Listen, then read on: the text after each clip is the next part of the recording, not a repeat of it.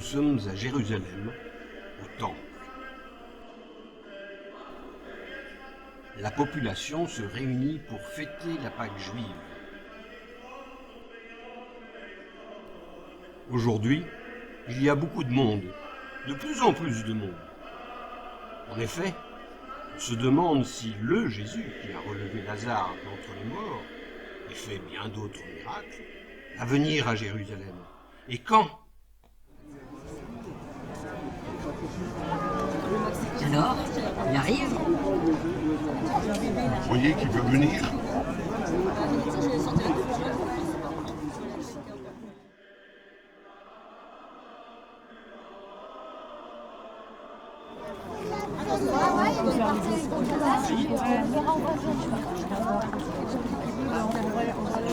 Vous connaissez la tradition qui dit que le Messie viendra à Jérusalem. Oui, mais est-ce vraiment lui?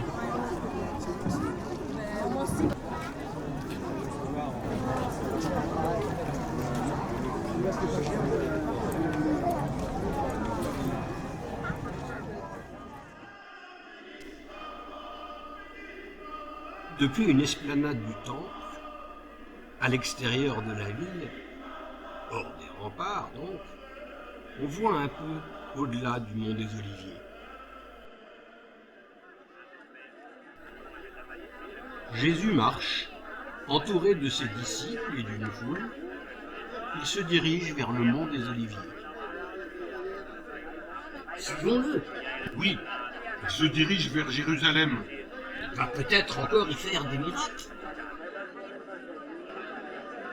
Allez au village qui est devant vous.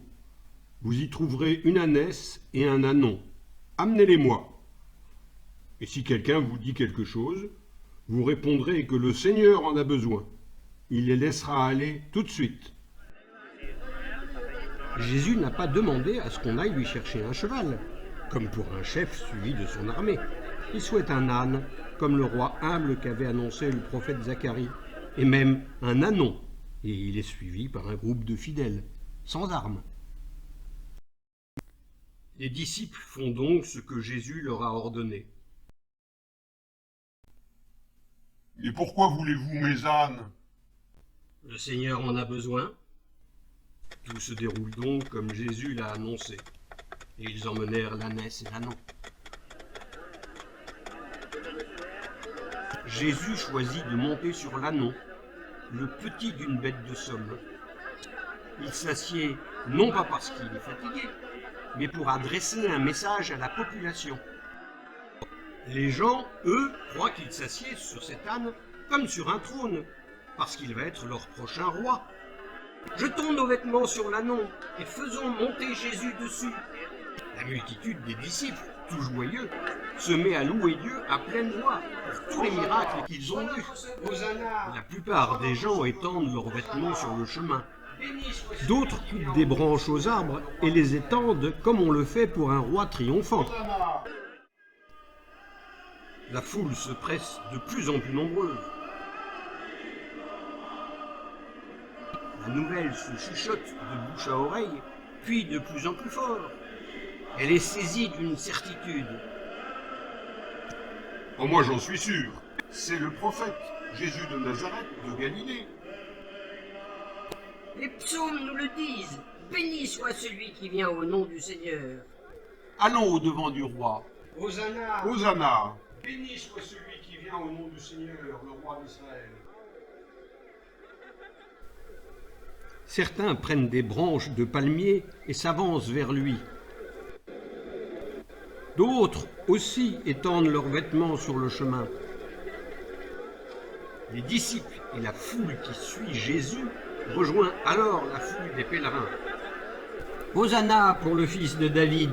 Hosanna! Béni soit celui qui vient au nom du Seigneur. Hosanna! Hosanna dans le lieu très haut. Quelques pharisiens, du milieu de la foule, s'adressent à Jésus et lui disent « Maître, calme tes disciples. Je vous le dis, si eux se taisent, ce seront les pierres qui crieront.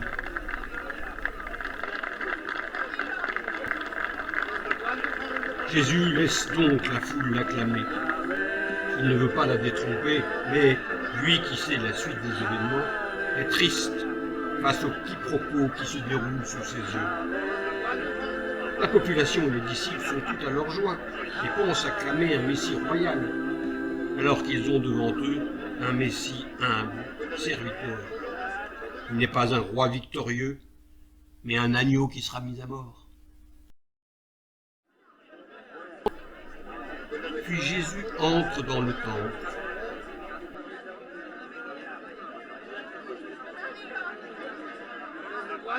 Il chasse tous ceux qui vendent dans le temple et qui s'enrichissent aux dépens des personnes qui sont venues pour prier.